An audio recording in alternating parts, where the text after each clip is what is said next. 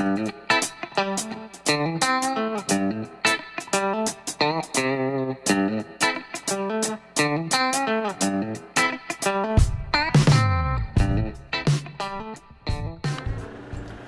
guys, hi, it's Wade. Welcome back. Hope everyone is doing okay. This is Wade's Orchids, and I would like to talk a little bit about how I grow my Catasetums and the stages that they are in as they come out of dormancy here. We've got a variety of Catasetinae here. Some are Fred Clark eras, some are Cloacias, some are Marmotes and Cycnoches and straight Catasetums, the whole gamut. I really like these. I like to grow them mostly because they put out a really wide range of colors, a lot of flowers. The dormancy period is nice because we can just kind of put them away, and I just kind of like spray them every once in a while just to keep them from getting bone dry. But we're coming out of dormancy here. It's early June, and most of them are at least coming out. I want you to be sure that don't worry if some are slower than others. As you'll see, they really run the gamut as far as when they come out. Just go by the plant. That's all I can tell you. If you watch for the roots and the height of the plant and the way the leaves are, it gets easy after a while, actually. So let's take a look at a couple here. We'll start with this. This is Jack of Diamonds, Catasetum Orchid Glade Jack of Diamonds. It is an oldie but goodie. It is still being used in hybridizing quite a bit. This has got 3 older bulbs behind it, although this third one here is kind of small and it's shriveling up a bit. Ideally, you want to keep at least your most recent bulb in dormancy fairly plump. This one, as you can see, has shriveled a bit, but by this time that is not really that abnormal. It's time to be giving this a good amount of water. We've got lots of new roots in here, lots of top growth, so it's good to go for watering. I have put a time release fertilizer on top here. Show you what I use. This is what I call Pink Label Osmocote. I'm not doing a commercial for it, but a lot of people think that this is fairly strong, and it is. I use it only for Catasetums and Cymbidiums because it can burn the roots of some plants. And with the Catasetums, once they get about this tall, I sprinkle this liberally on top and just use it along with my regular fertilization program because they really like to have a lot of fertilizer during this growth period. Now, let's look at a couple other stages.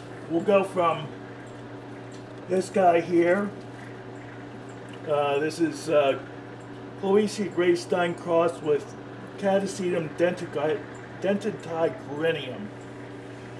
And we have 2 nice new growths coming out here. And you can see it's just coming out of dormancy. A lot of times Cloacias are kind of slow to come out of dormancy because they flower the latest. At least that's what I'm going with. So this is not by any means ready for watering. Right now all I do is I sprinkle it a little bit. Look at a couple of larger growing plants. Here we have, this is Cycnoches Worskiewicii crossed with Dark Swan. Cycnoches grow a fairly thin and very tall bulb. Also, I really can't seem to keep much more than one or at the most two bulbs active as far as back growth. Cycnoches just seem to not hold up real well with back growth. But this is coming up. You notice we've got leaves here. It is not time to water. I will move this over here. I don't know if you'll be able to see this or not, but I'll get up fairly close. And I hope you can see that we've got some new roots just developing. I see green root tips there, but these are not really well developed. And because roughly 85% of the roots die from the past year, we need to wait until these are developed enough to start absorbing water. So I'm still just sprinkling it every once in a while, fairly lightly. Here's something that's coming along a little bit better. This is Painted Desert crossed with Dragon's Tears. It's a Catasetum crossed with Mormotes. And you can see it's a seedling. It has not bloomed for me yet. And this has shriveled quite a bit. I probably should have given it a little bit more water during the dormancy. But we could see new roots forming here. Sorry for the truck traffic. And it is ready to start getting a little bit of water. I always go by the roots. And you can poke around if you aren't real sure. Here's another one that is not ready yet. This is Gray Stun cross with Mormotes ignea. And yeah, you can look around, and I always try to see what's going on. I see a couple new roots coming out. This has just not gone far enough yet to start watering in earnest. Ernest isn't here. This is Catasetum pileatum. It is doing well. Nice new growth here. This was fairly firm. It's still pretty firm. It'll firm up more once I start giving it some more water. It's in need of a repot. And I will take this out of here just to show, hopefully. Usually if you grab a hold of a couple of the old bulbs, you can manage to get it out. Oh boy, is that toughie. It's really holding on.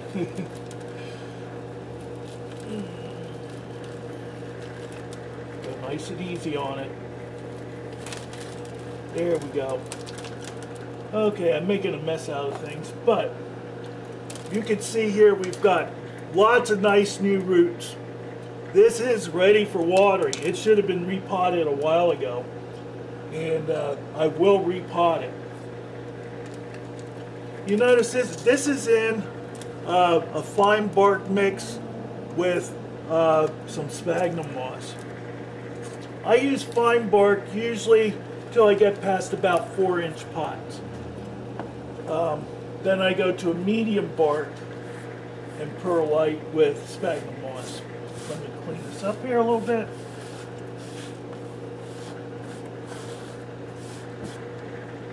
Okay, look at one or two more here. This one here is just about ready for watering. I looked and I see new roots coming out pretty good, well developed here. And to top it off, we have a flower spike. Do not go by the flower spike in deciding when to water. The roots is the only thing that's important for watering, because if you don't have new roots, you don't have many live roots. You can do like heavy mistings or what I call splash some water once in a while, but I don't go heavy on watering until right about now.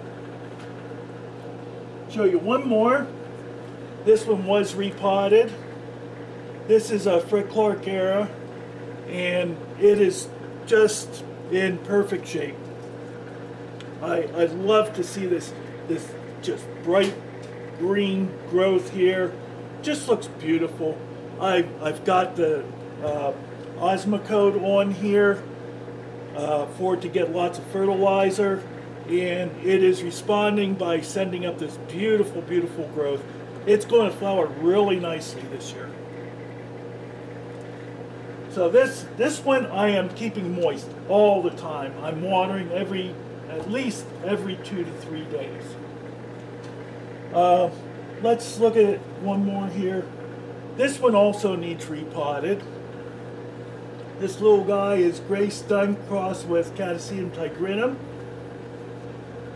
So it's technically called a Catasetum, and I'm going to try to tease it out of its pot here.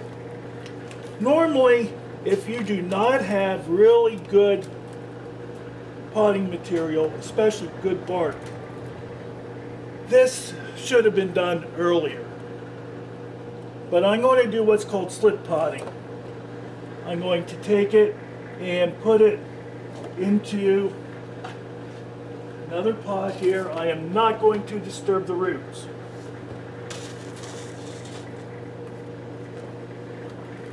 So let's just slide these things over a bit. I'll put this guy up here, get a little bit more room. Okay, so I've already prepared some potting mix. This is moistened. This is the only time I use pre-moistened potting mix, because I find that it keeps the moss mixed up much better. Okay, so this is medium bark, large perlite, and about 30% sphagnum moss that I have cut up a bit. We're going to start off with a little bit of some styrofoam peanuts. Okay, just enough for the bottom. This is kind of optional, but I like doing it. I always like to have as good a drainage as humanly possible. So, take that, put in a little bit here, just to barely cover that, and I'm going to just tease a little bit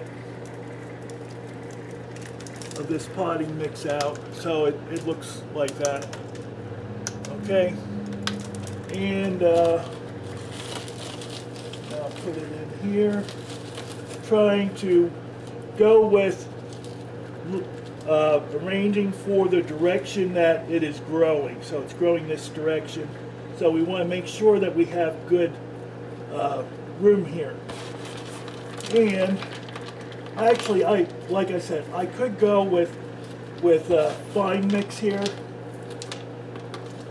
because this is a 4.5 inch pot, but it'll be fine with this. And I will just work this down in.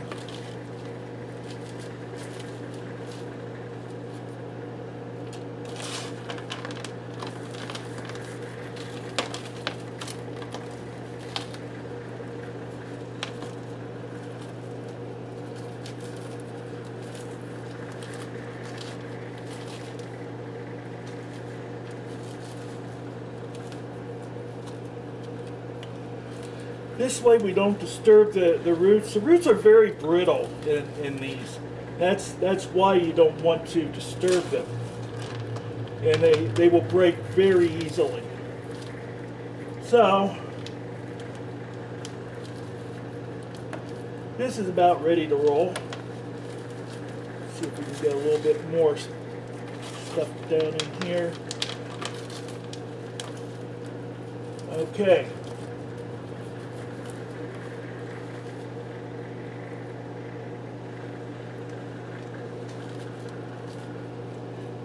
Alrighty, that is ready to water. Don't forget your label.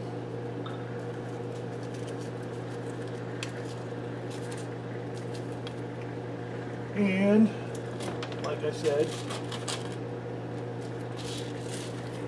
it's time to get a little bit of fertilizer here, so I'll just sprinkle this on nice.